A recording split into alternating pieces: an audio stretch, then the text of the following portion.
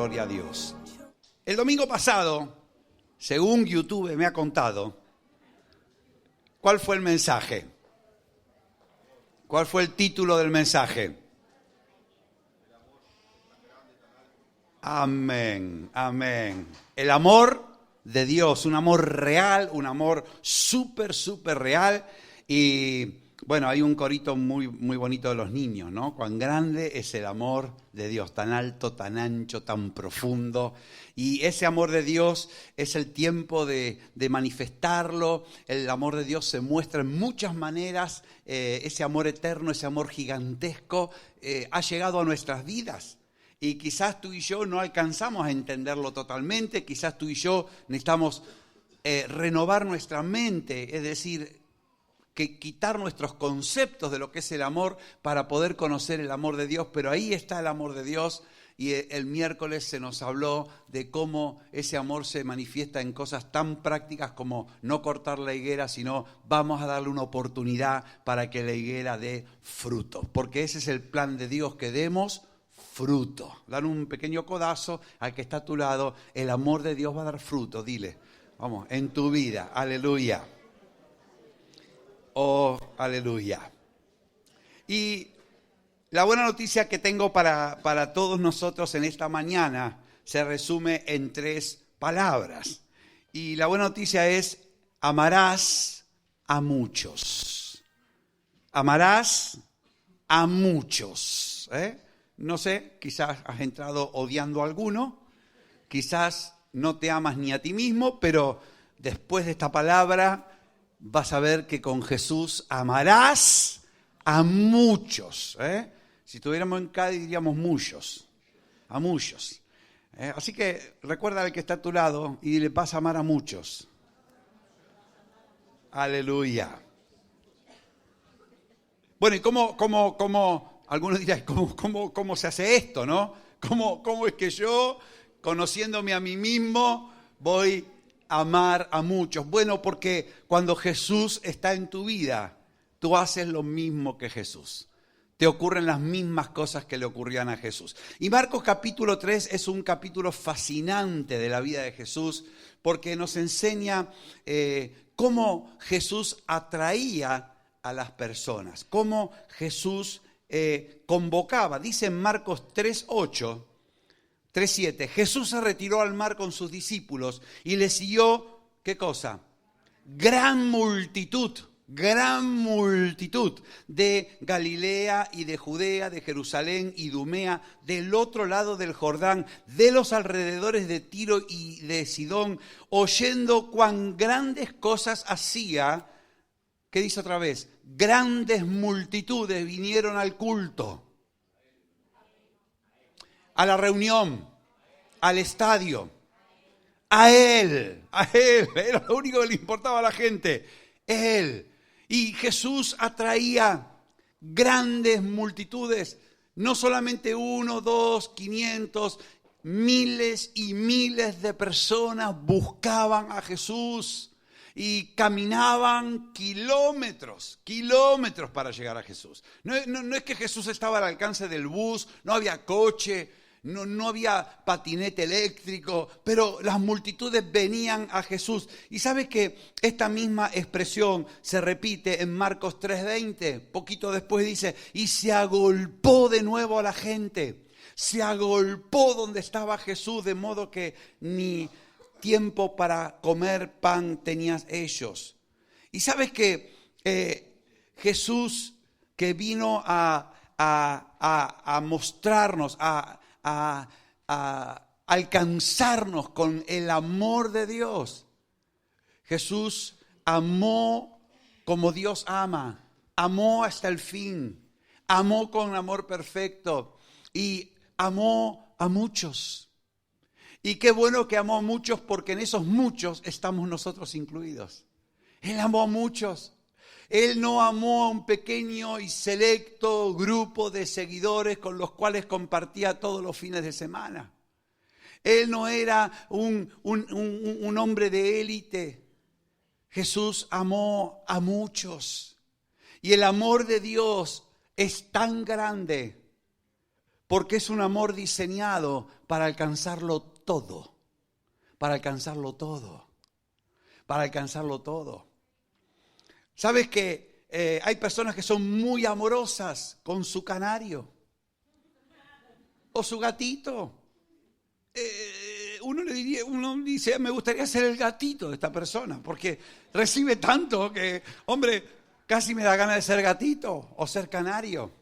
Pero sacas a esa persona de la jaula del canario o de la cesta del gatito y es una persona normal, hasta insípida, inclusive antipática, odiosa, puercoespín.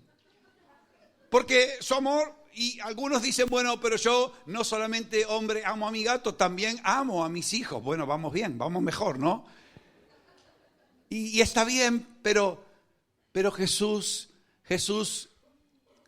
vino para amarnos a todos, incluyéndonos a nosotros y a los que han de venir. Y quiero que veamos tres formas prácticas en cómo Jesús amó y amó a multitudes. ¿Por qué multitudes venían a Jesús? Y te digo que es práctico porque multitudes van a venir a Jesús. Esto es un hecho, esto va a suceder. Querramos o no querramos. Te digo esto para que nos entendamos bien. Quiera yo o no quiera yo, multitudes vendrán a Jesús. La Biblia dice que el Evangelio va a ser predicado a todas las naciones. Luego va a venir el fin. Esto es un hecho. Hagamos lo que hagamos, esto va a suceder.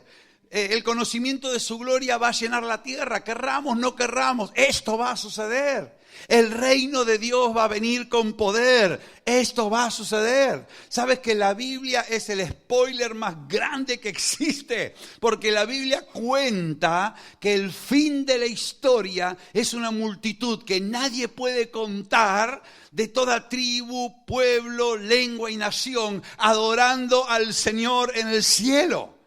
Esto es lo que ha de suceder.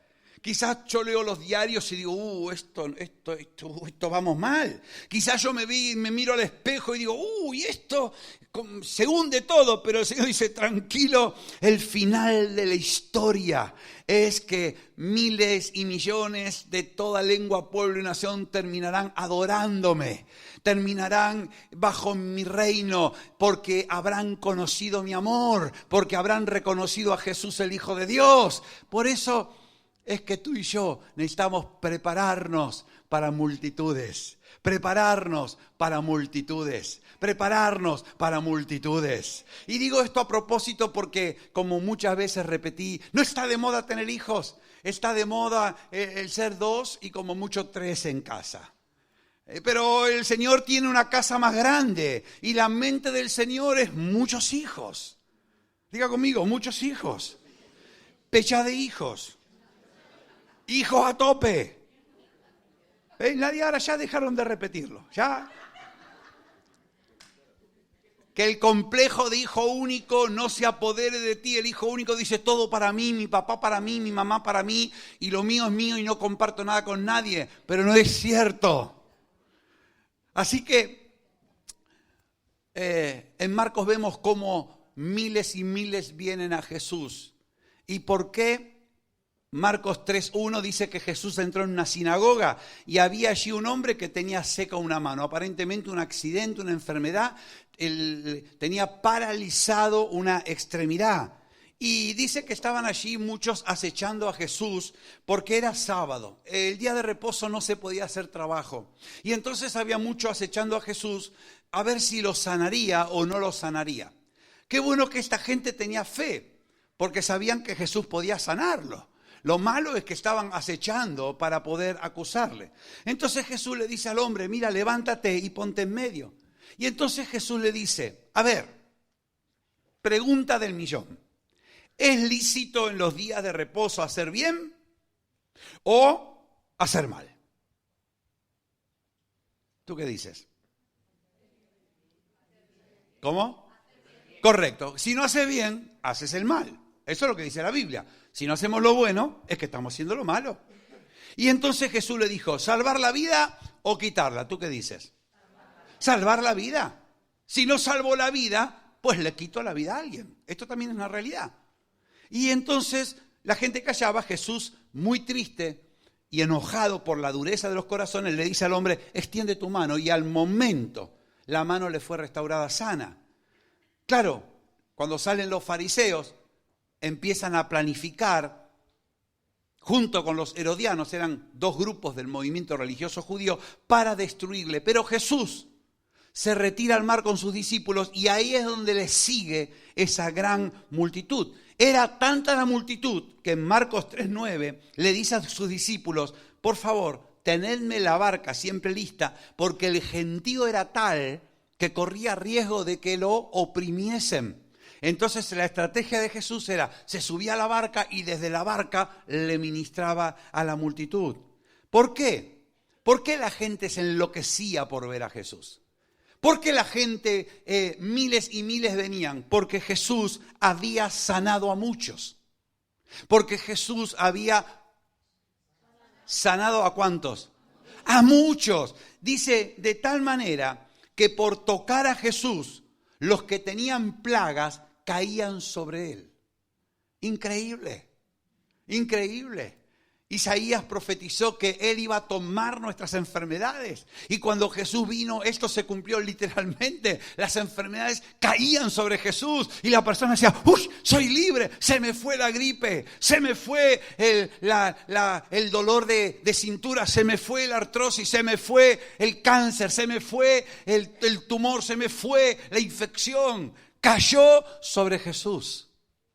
Porque Jesús tomó la enfermedad y la puso sobre él. Y dice que los espíritus inmundos, los demonios, solo con ver a Jesús caían postrados delante de él, diciendo tú eres el Hijo de Dios, pero él le decía que no callen. Lucas resume esto en Hechos 10:38 diciendo cómo Dios ungió con Espíritu Santo y con poder a Jesús de Nazaret. Cómo Dios ungió con Espíritu Santo y poder a Jesús de Nazaret.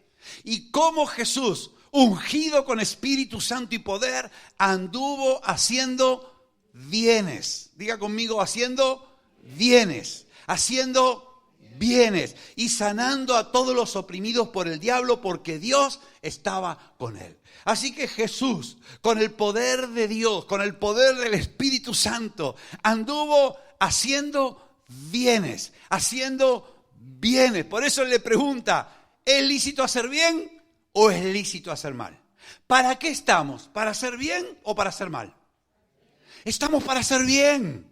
Y sabes que esto era el cumplimiento de una promesa. En Génesis 12 Dios le había dicho a Abraham, Abraham, yo te bendeciré. Génesis 12:2 dice a Abraham, te bendeciré y serás bendición.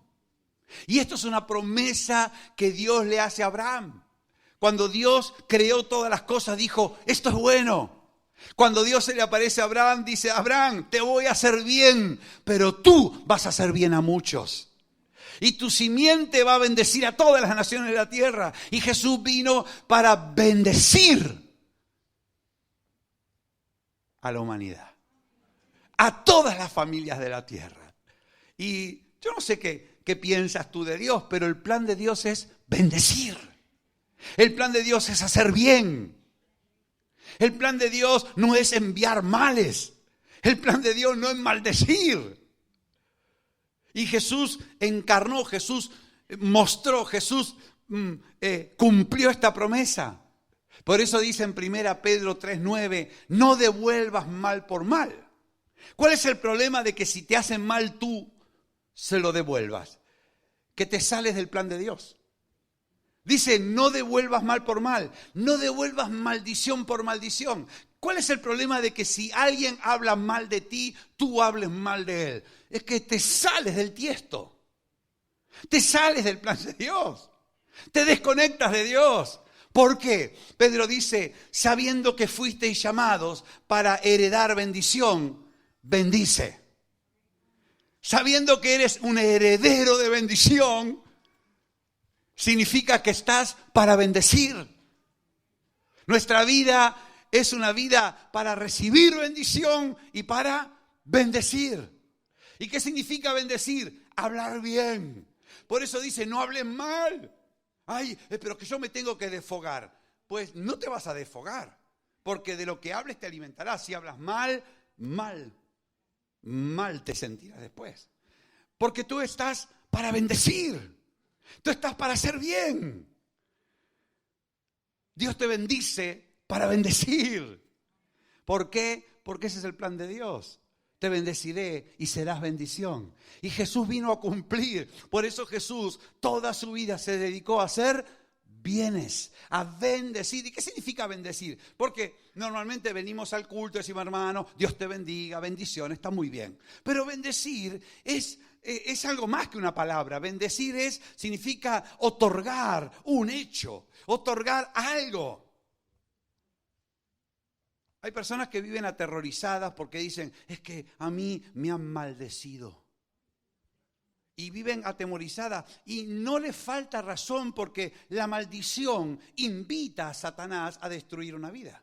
Pero la bendición casi obliga a Dios a hacerte bien. Bendecir es más que una palabra, bendecir es otorgar algo.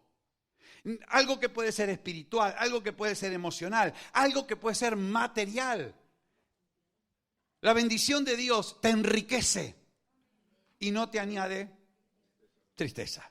Porque claro, hay formas de hacer dinero, pero también vienen las tristezas después. Vienen las angustias, los problemas y todo. La factura es larga. Pero cuando Dios bendice, te hace bien en todos los sentidos. Y sabes que quizás la primera forma que encontramos en este capítulo en que Jesús amaba es bendiciendo. ¿Y cómo lo bendijo a este hombre? Lo sanó. ¿Cómo bendijo a la multitud? Los sanó. ¿Cómo bendijo a la multitud? Echó fuera a los demonios. Y tú y yo estamos llamados a bendecir.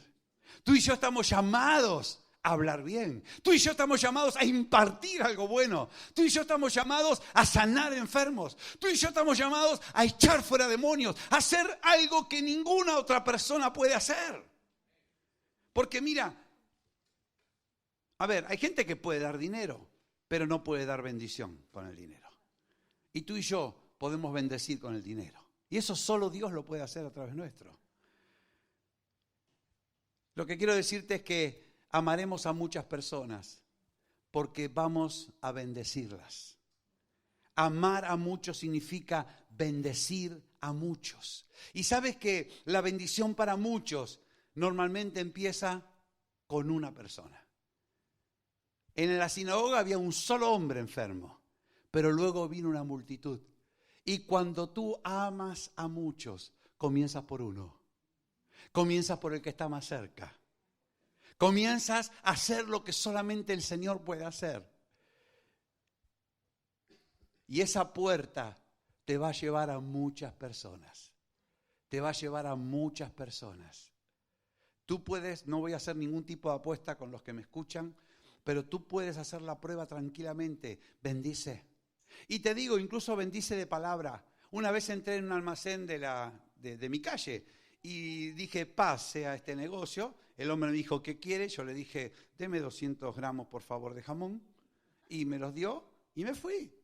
A la vuelta siguiente, 2 días después, entro de vuelta porque sabe que hay que obedecer a la esposa cuando te dice, ve por esto y ve por lo otro. Y el hombre me dijo, perdona, ¿qué me dijiste el otro día a mí? O sea, no me escuchó, pero sí que lo recibió. Y cuando tú bendices, la bendición llega. Y cuando la bendición llega es tan fuerte que Jacob peleó por una bendición. Y Esaú se enloqueció porque la bendición de su papá fue sobre Jacob y no sobre él. La bendición es algo tan tangible que cuando Dios bendice, en la bendición está todo lo que Dios quiere darte. Y cuando tú bendices, en la bendición otorgas al otro todo lo que la bendición dice. ¡Aleluya! Por eso fuimos llamados para heredar bendición y para vivir bendiciendo. Así que qué bueno es entrar a un lugar y decirle, Dios te bendiga, pero no como un formalismo para que el otro sepa que soy evangélico. Eso no importa. Bendecir de parte de Dios, hablar lo que Dios dice a esa persona, es bendecir. Dios le da a los padres bendiciones para los hijos y esas bendiciones son tan literales, más literales que dinero en el banco. Y cuando Dios te da una bendición para alguien y tú la proclamas, tú se lo dices, esa persona recibe lo que tú le estás diciendo. Y cuando una persona recibe el bien, te aseguro que detrás de esa persona va a venir la mamá, el tío, el hermano, el amigo. Porque dice, oye, ¿sabes? Me dijo una cosa, yo no entendí nada, pero algo me cambió. Oye, quiero conocer a esa persona, a ver quién es. Vive ahí en el barrio. Jesús se pasó la vida bendiciendo, haciendo bienes. Y hacer bien significa literalmente en su etimología griega hacer bien. Hacer bien. Hacer bien. Bienes y no males. No seas tentado a hacer lo malo. Haz bien. No seas vencido por lo malo, dice la Biblia. Vence con el bien el mal. Haz bien. Haz bien. ¿A quién? Al que tengas la oportunidad. Al que esté delante tuyo, haz bien, porque tú estás en la tierra para que Dios bendiga a otros a través tuyo. Hazles bienes, bienes. Y bienes significa favores, bienes significa buen trato, bienes significa cosas que el otro no espera, bienes significa cosas que él no se merece inclusive.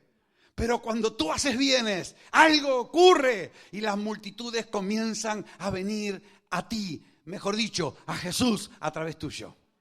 Aleluya, aleluya. Yo no sé si somos 200 personas en este lugar, pero yo quiero decirte que tenemos la posibilidad de establecer en Estepona 200 fuentes de bendición, 200 surtidores de bendición. Aleluya. En los días de Jesús, solo Jesús traía la bendición de Dios. Pero en los días de la iglesia, cada hombre y mujer tiene la bendición de Jesús para cualquiera que los rodea. ¿Tú te imaginas si hoy, por ejemplo, a través del aire acondicionado, estuviéramos esparciendo algún tipo de virus, de esos ultra requete contra mega contagiosos? Y tú tan tranquilamente estás respirando el virus ese y te vas de aquí infectado. Y donde vas, estornudas, otro infectado. Le das la mano, otro infectado.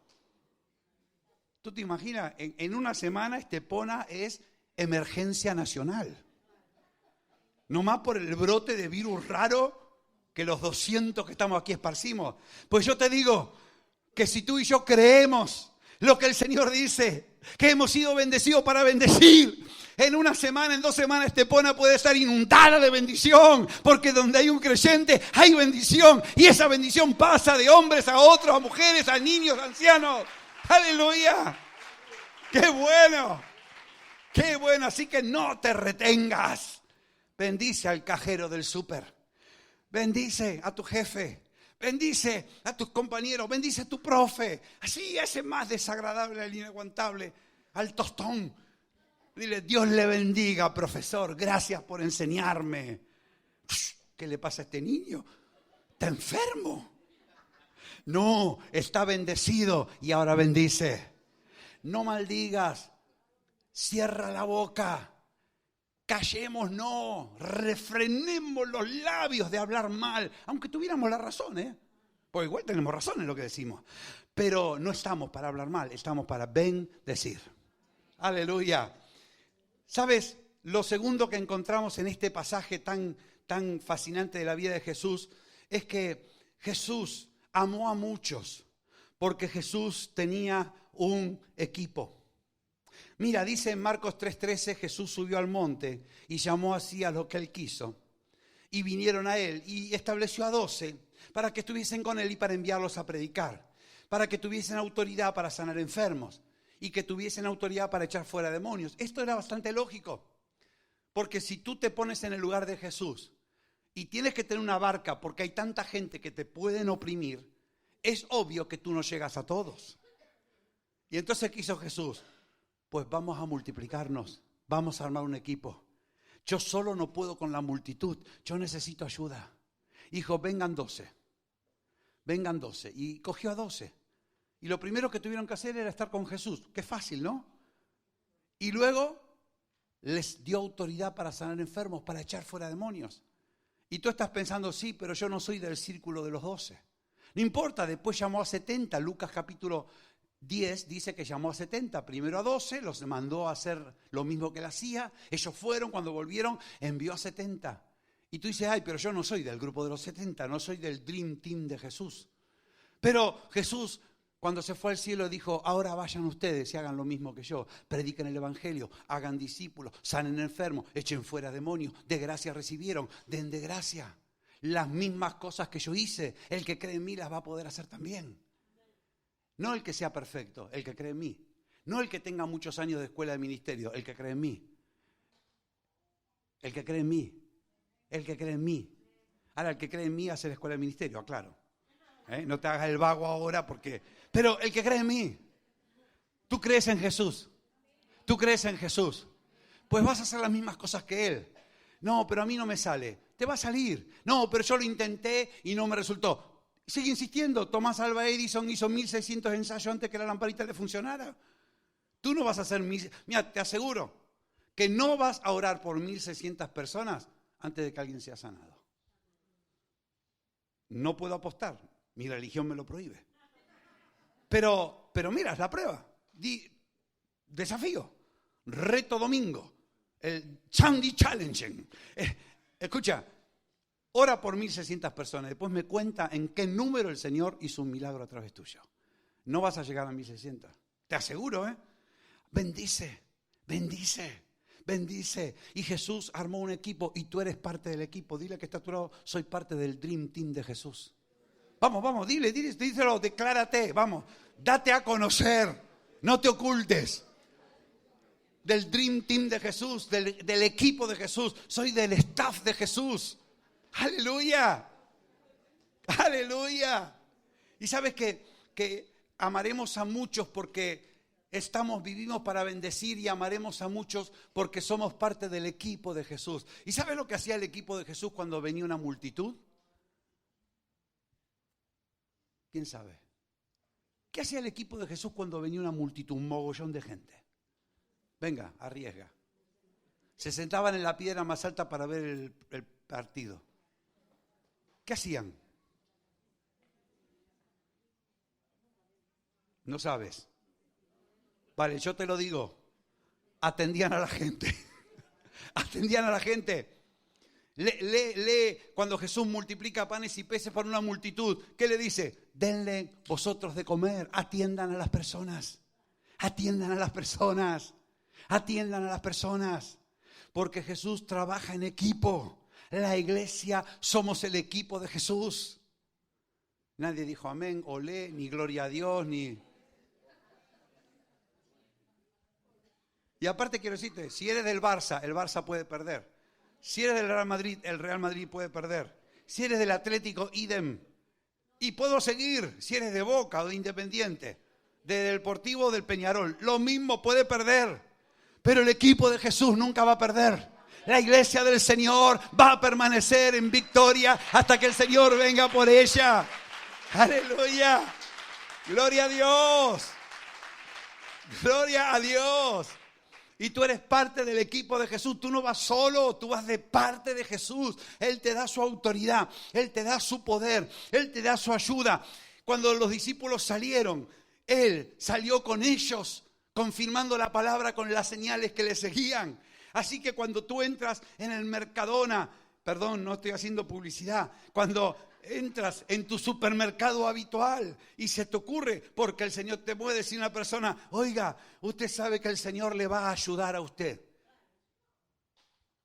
¿Qué? ¿Qué dice?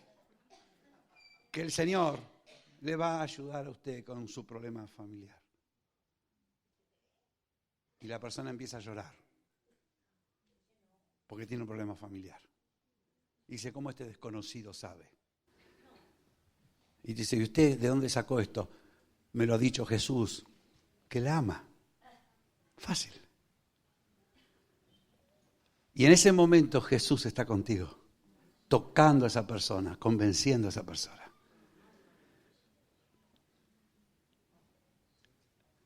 Esto es tremendo.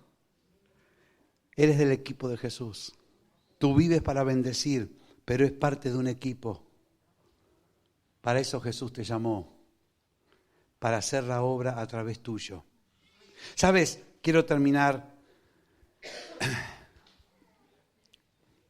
pidiéndote que leas en Marcos 3:21. Dice, cuando lo oyeron los suyos,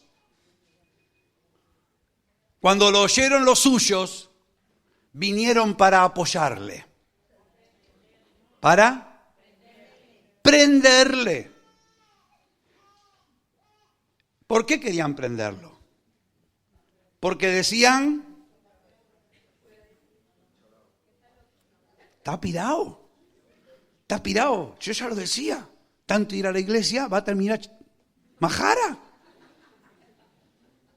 Ahora cree que puede bendecir de parte de Dios. Ahora cree que el Señor sana a través de él. Ahora echa fuera demonios. Se está metiendo en un terreno. ¿Sabes que Jesús había hecho cosas bastante raras? Por empezar, él era hijo de un carpintero, tenía 30 años, estaba su porvenir asegurado, su estabilidad económica, el negocio iba a quedar en sus manos y él deja el negocio. Además, se junta con una compañía que ni te cuento. Había un nacionalista, había un vendedor de un recaudador de impuestos, había 3 pescadores brutos. O sea, ¿con quién anda el niño? Ahora anda por ahí, ahora anda navegando por Andalucía con un grupo de gente ahí, ¿de dónde lo sacaron? Y encima el niño dice cosas que los fariseos quieren destruir. O sea, se pone de sombrero a la religión organizada, se pone de sombrero a las autoridades. Dice, encima el niño, ahora lo buscan para matarlo. Está fuera de sí.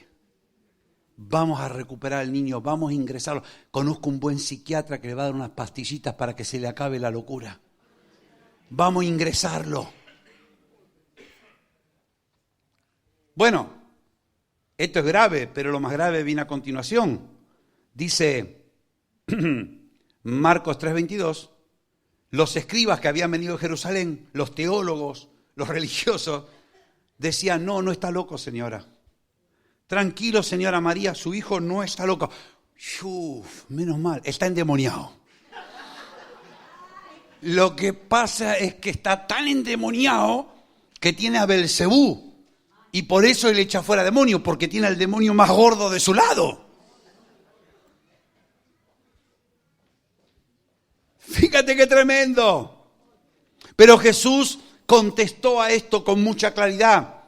Dice que cuando estaban en Marcos 3:31, sus hermanos, su madre, se quedan afuera por causa de la multitud de gente, envían a llamarle y la gente le dice, oye Jesús, tu mamá, tus hermanos está aquí y te buscan. Jesús le contesta, ¿quién es mi mamá? ¿Quiénes son mis hermanos? Y dice, mirando a los que estaban allí sentados alrededor de él, y les dice, aquí está mi madre y acá están mis hermanos. Todo aquel que hace la voluntad de Dios, ese es mi hermano. Todo aquel que hace la voluntad de Dios, esa es mi mamá. Y sabes que Jesús amó a muchos, no solamente haciendo bienes, no solamente haciendo un equipo, sino haciendo la voluntad de Dios. Poniendo la voluntad de Dios primero. ¿Es que él no amaba a sus hermanos? No, él los amaba. De hecho, Jacobo, hermano de Jesús, va a ser el líder de la iglesia cristiana primitiva en Jerusalén. ¿Es que él no amaba a su mamá? No, él la amaba. En la cruz, con la agonía, con los golpes, machacado, destruido, Jesús todavía dice, mamá, tranquila, ahí te dejo a Juan, te va a cuidar como si fuera yo. Y Jesús amaba a su mamá, como cualquiera de nosotros. Pero para Jesús estaba claro que la voluntad de Dios está por encima. Está por encima, es fácil. Hay gente que discute si la iglesia, la familia, si la familia, la iglesia. Mira, lo que tiene que estar primero es la voluntad de Dios. La voluntad en todo tiempo y con la familia y con la iglesia, la voluntad de Dios. Y Jesús hizo la voluntad de Dios. Y sabes que amar a muchos es hacer la voluntad de Dios. No es seguir mis emociones, no es seguir mis deseos, es hacer la voluntad de Dios. Porque el primer mandamiento es: amarás al Señor tu Dios con toda tu alma, con todas tus fuerzas, con todo tu corazón, con toda tu mente. Es el primer mandamiento. Y el segundo: amarás a tu prójimo como a ti mismo. Son mandamientos. Mandamientos. Hay una canción que me divirtió mucho un día que decía: el cristiano no puede estar enojado. El cristiano no puede estar enojado.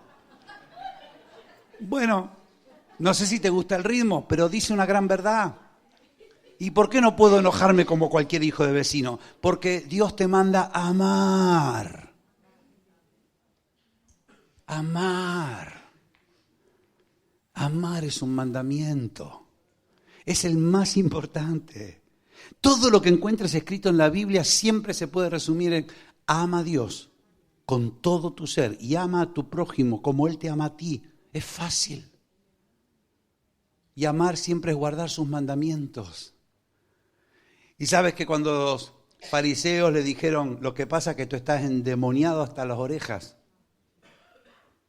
Jesús le dijo: mira, chico, nunca Satanás va a echar fuera a Satanás.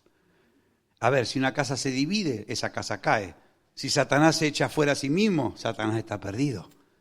Pero si por el Espíritu de Dios yo echo fuera demonios, tengan cuidado porque ustedes están blasfemando contra el Espíritu Santo. Y eso tiene tela, porque si te vuelves en contra del Espíritu Santo, ¿quién te va a convencer de pecado? ¿Quién te va a guiar a la verdad? ¿Quién te va a ayudar? ¿Estás perdido? Cortaste el último cable el último salvavidas que te podía salvar. ¿Sabes? Los musulmanes tienen un problema cuando tú le dices: soy cristiano. ¿Por qué? Porque ellos dicen: cristiano. Vale, los países cristianos, Estados Unidos es un país cristiano. ¿Y qué hacen en Estados Unidos? Pornografía como por un tubo. Droga, asesinatos, tiroteos, violencia, explotación, guerras. ¿Eso es el amor de Dios? ¡Shh! Entonces asocian cristianos con una cultura. Pero a los cristianos, ese nombre vino porque así se llamó a los discípulos. Se los llamó cristianos por primera vez en Antioquía. A los discípulos de Jesús. Y te vas a dar cuenta que si tú te encuentras con alguien de religión islámica o de otra religión, y tú le dices: mira, yo soy un seguidor de Jesús. Vale. Porque cristiano está asociado a maldad, a corrupción, a pecado. Pero un seguidor de Jesús está asociado a alguien que hace la voluntad de Dios. Y ser cristiano significa una persona que hace la voluntad de Dios, no una persona que va al culto. Ir al culto es parte de la voluntad de Dios. Pero no una persona que dice: yo soy cristiano, pero no hace la voluntad de Dios. Porque un discípulo es el que está aprendiendo a guardar la voluntad de Dios. Me pasó algo muy gracioso. En esta semana que estuve en Ucrania, hablaban todo en inglés.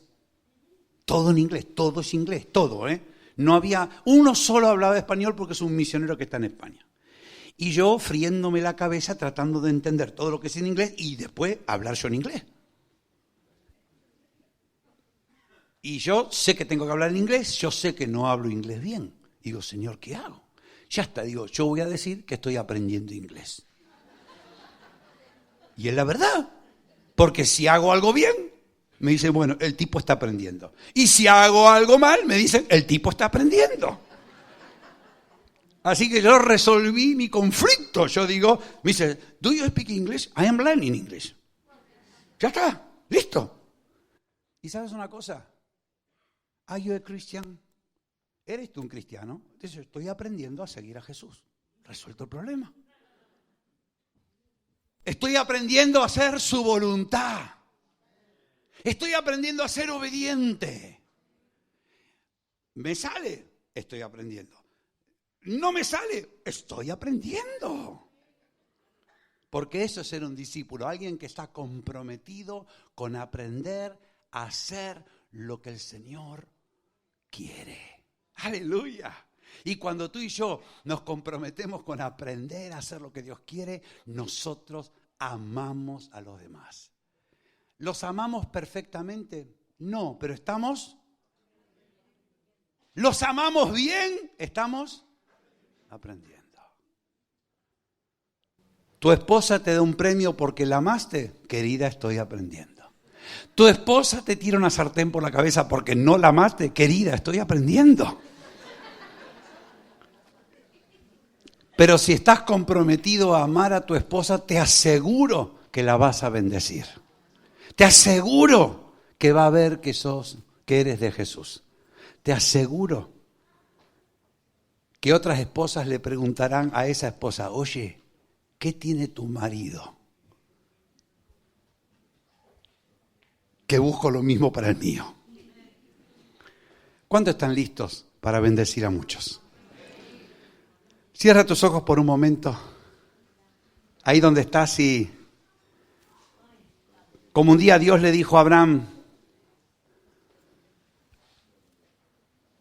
quiero que pienses, por favor no distraigas a nadie, cierra tus ojos.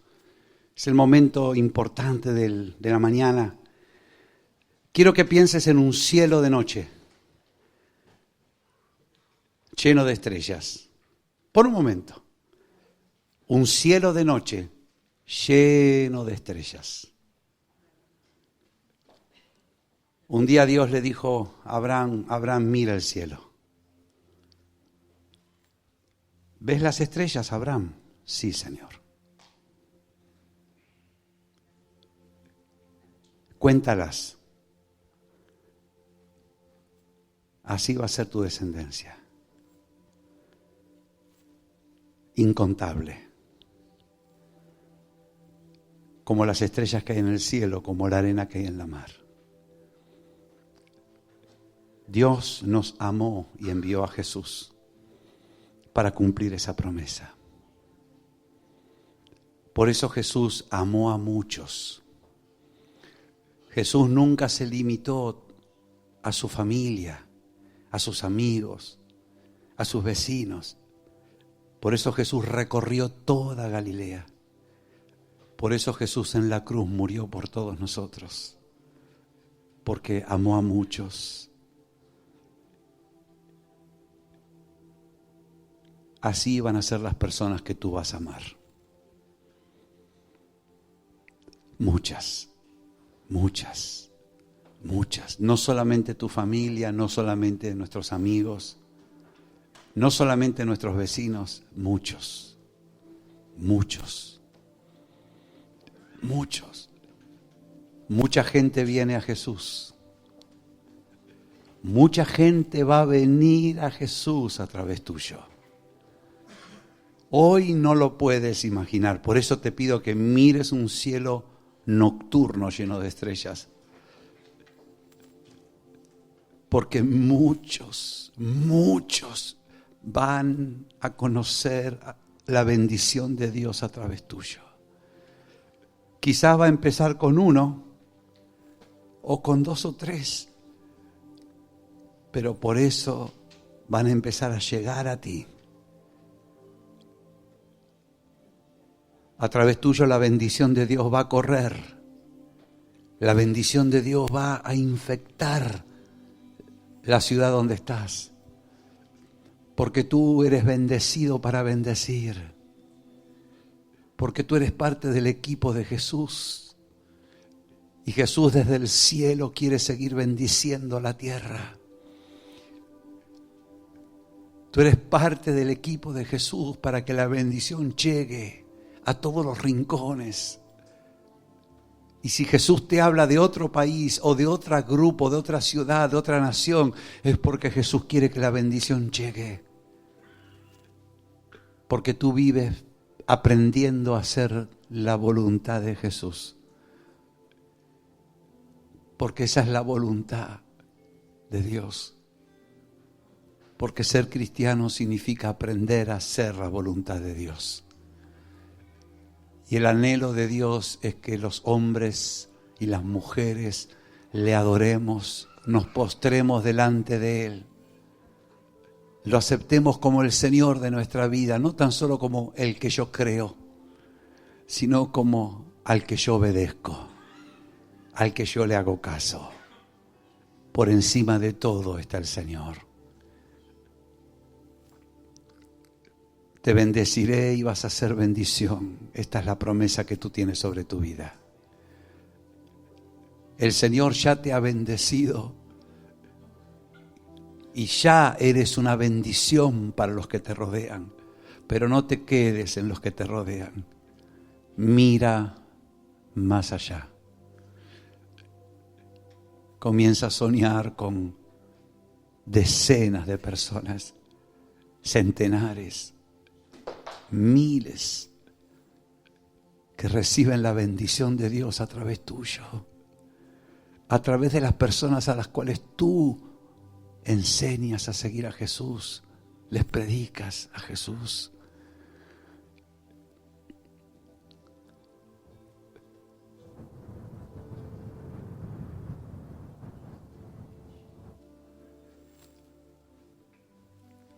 Por eso el egoísmo es tan malo, porque nos saca del propósito de Dios.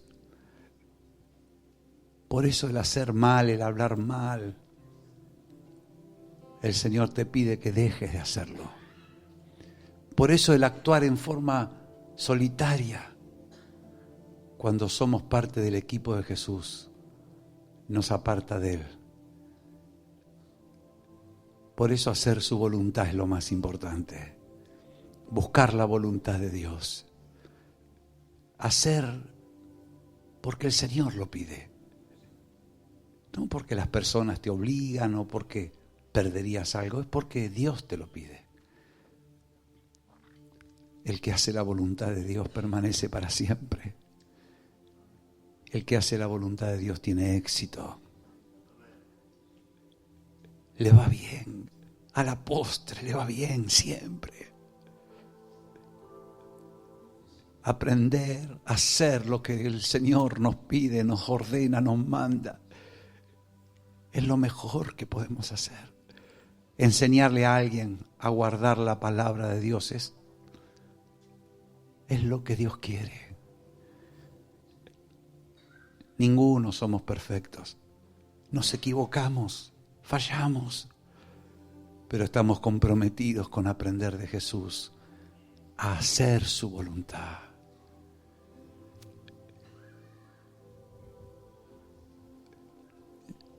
Sé que el Señor quiere hablarte.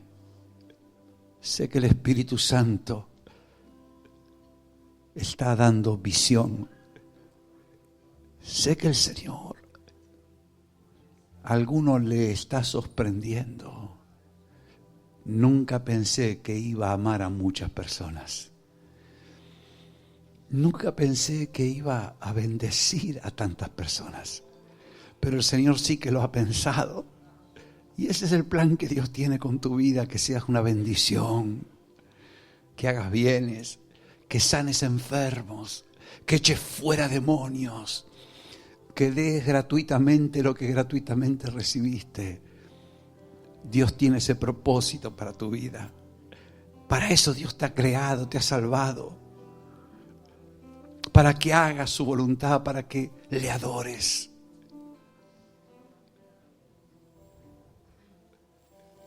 Enséñame a amar, Señor, como tú amas. Si necesitas, si te das cuenta que no te cuesta amar, si ves que tu amor es muy humano, porque te enfadas, te enojas, te pones celoso o celosa, dile, Señor, enséñame a amarte. Enséñame a amar como tú amas. Vamos, el aprendiz es el que le dice, maestro, enséñame. Y el maestro te va a enseñar. Nadie lo sabe todo, ninguno de nosotros lo sabemos todo. Pero podemos decirle, Señor, enséñame a amar. Enséñame a hacer tu voluntad. Enséñame cómo bendecir. Señor, enséñame cómo amar a mucha gente. Enséñame, Señor, a amar multitudes. Enséñanos a recibir multitudes. Enséñanos, Señor. No sabemos cómo se hace, pero creemos que miles van a venir a nosotros por tu causa. Creemos que miles van a venir a nosotros por tu causa.